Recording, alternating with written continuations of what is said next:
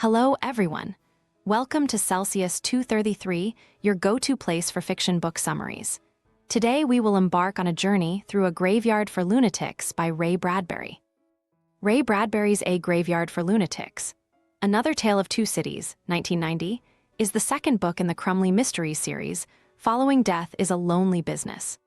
Set in 1950s Hollywood, the novel blends mystery, satire, and gothic elements as an unnamed screenwriter stumbles upon a corpse that reignites old secrets within the glamorous yet sinister world of filmmaking.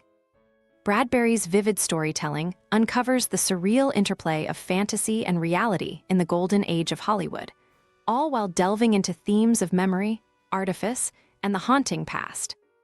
Plot summary.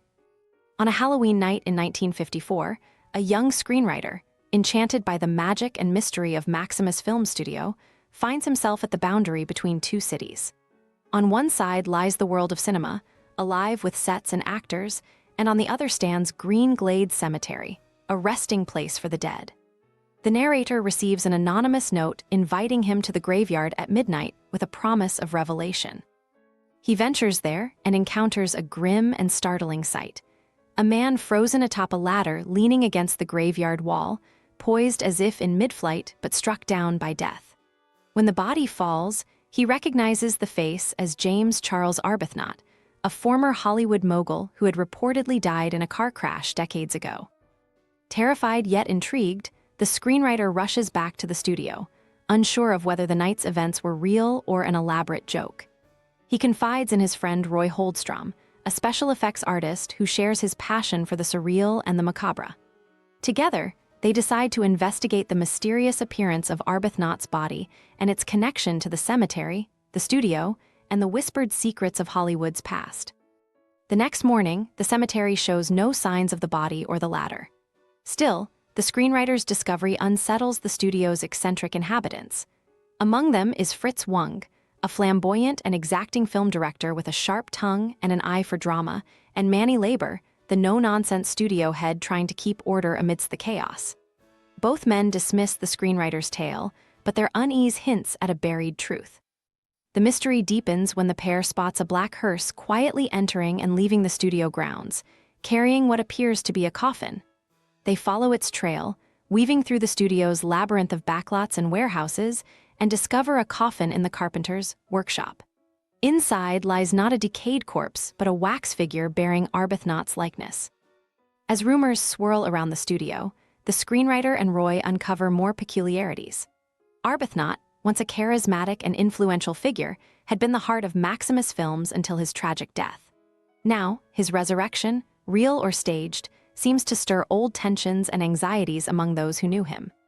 The screenwriter learns of Arbuthnot's tangled history, his fiery charisma, and his connections to powerful figures whose loyalty may have faltered in the shadow of ambition.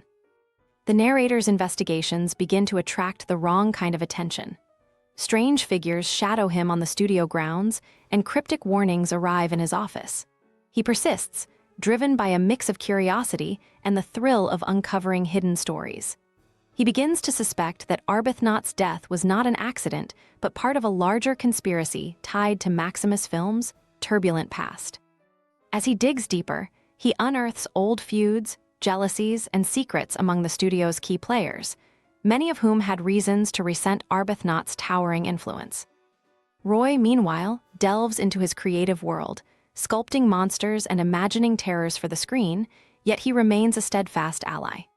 His passion for the bizarre often provides the screenwriter with inspiration and insight. Together, they reconstruct fragments of Arbuthnot's last days, piecing together the events leading to his demise and the motives of those who might want to resurrect or silence his legacy. The studio itself becomes a character in their search, its sprawling lots and eerie backlots shrouded in an otherworldly atmosphere. Its sound stages are filled with the ghosts of movies past, and its workers, caught between art and commerce, embody the city's strange duality. Here, the living and the dead intermingle, blurring the lines between illusion and reality. The screenwriter's search leads him to confront not just the mystery of Arbuthnot's death, but his own fascination with Hollywood. He realizes that the studio, for all its glamour and creativity, thrives on a foundation of shadows, secrets, and betrayals. The deeper he goes, the more he senses the danger of unearthing truths that powerful figures would prefer remain hidden. As Halloween gives way to the Day of the Dead, the screenwriter and Roy stage a confrontation to draw out the truth. They set a trap using the wax figure and the hearse, hoping to lure those responsible into revealing themselves. The plan unfolds amidst the chaos of studio life, with actors, directors, and extras unwittingly participating in their scheme. In the end, they uncover a shocking conspiracy that ties Arbuthnot's death to a network of betrayal, greed, and manipulation within Maximus Films. The truth, once revealed, is both thrilling and devastating. Arbuthnot's death, the machinations of the living, and the eerie resurrection of his likeness serve as a stark reminder of Hollywood's complex tapestry, where art and ambition are intertwined, and the dead never truly rest. In the final moments, the screenwriter gazes at the studio's silhouette, both awed and disillusioned, knowing that the city of the living and the city of the dead will continue their strange dance, with new stories rising from the shadows. This was just one chapter in Crumley Mysteries series. If you want more, check out the rest of the series by Ray Bradbury. Details are below or on Celsius 233. Remember, while our summaries capture the essence, they can never replace the full experience of reading the book. If this summary intrigued you, consider diving into the complete story, buy the book, and immerse yourself in Ray Bradbury's original work. Bye-bye, take care, have fun.